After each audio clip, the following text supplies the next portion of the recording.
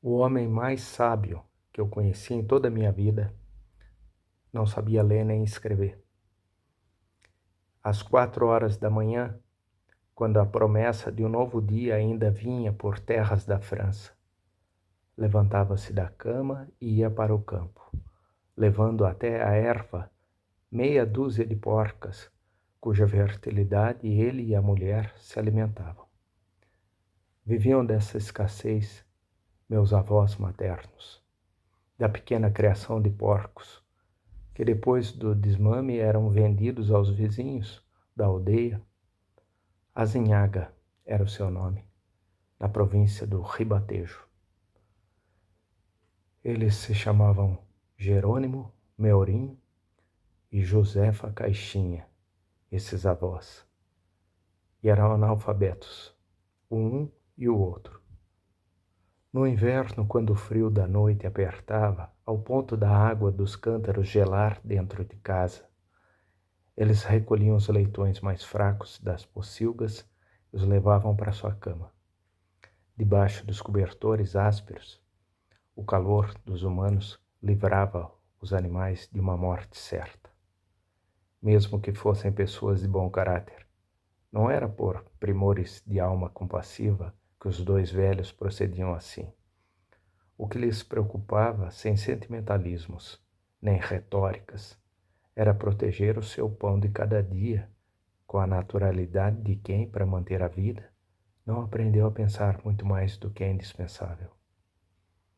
Ajudei muitas vezes este meu avô, Jerônimo, nas suas caminhadas de pastor.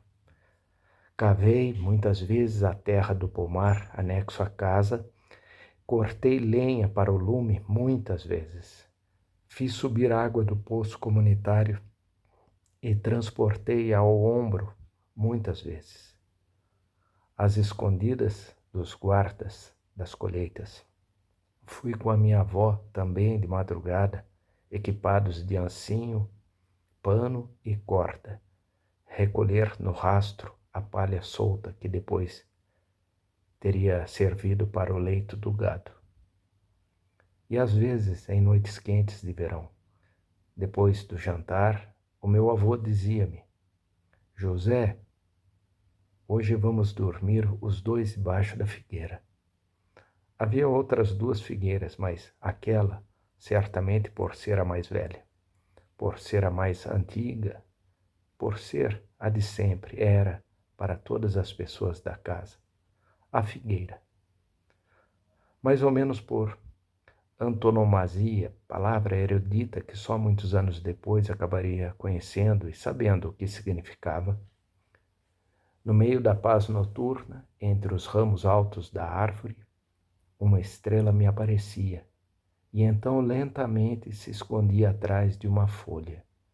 E olhando para outra direção, tal como um rio correndo, silenciosamente pelo céu côncavo, surgia a claridade translúcida da Via Láctea, o caminho de Santiago, como ainda o chamávamos na aldeia. Enquanto o sonho chegava, a noite se povoava com as histórias e os acontecimentos que meu avô contava, lendas, aparições incríveis, episódios singulares, mortes antigas, escaramuças de pau e pedra, palavras de antepassados, um incansável rumor de memórias que me mantinha acordado, o mesmo que suavemente me embalava.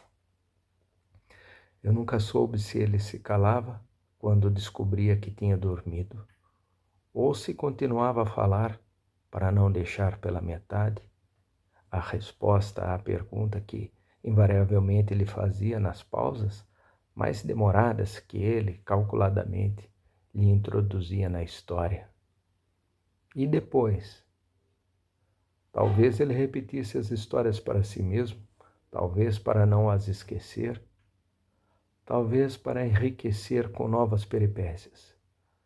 Naquela minha idade e naquele tempo de todos nós, não será necessário dizer que eu imaginava que meu avô, Jerônimo, era senhor de toda a ciência do mundo. Quando, na primeira luz da manhã, o canto dos pássaros me acordava Ele não estava mais lá, tinha ido para o campo com seus animais, me deixando dormir. Então levantava-me, dobrava o cobertor e, descalço, na aldeia andei sempre descalço, até os 14 anos. Ainda com palhas enredadas no cabelo, passava da parte cultivada do pomar para a outra, onde se encontravam as pocilgas, ao lado da casa. Minha avó, já de pé antes do meu avô, me colocava na frente uma taça de café com pedaços de pão e me perguntava se eu tinha dormido bem. Se eu lhe contasse algum pesadelo nascido das histórias do avô, ela sempre me tranquilizava. Não ligues, nos sonhos não há firmeza. Pensei então que minha avó, embora também fosse uma mulher muito sábia, não alcançava as alturas do meu avô. Aquele que, deitado debaixo da figueira, com o neto José ao lado, era capaz de colocar o universo em movimento apenas com 2 palavras.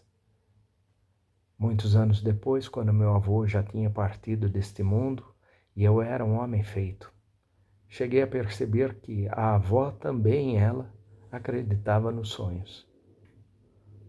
Outra coisa não poderia significar que, sentada uma noite à porta da sua pobre casa, onde então vivia sozinha, olhando para as estrelas maiores e menores acima da sua cabeça, teria dito estas palavras: o mundo é tão bonito e eu tenho tanta pena de morrer.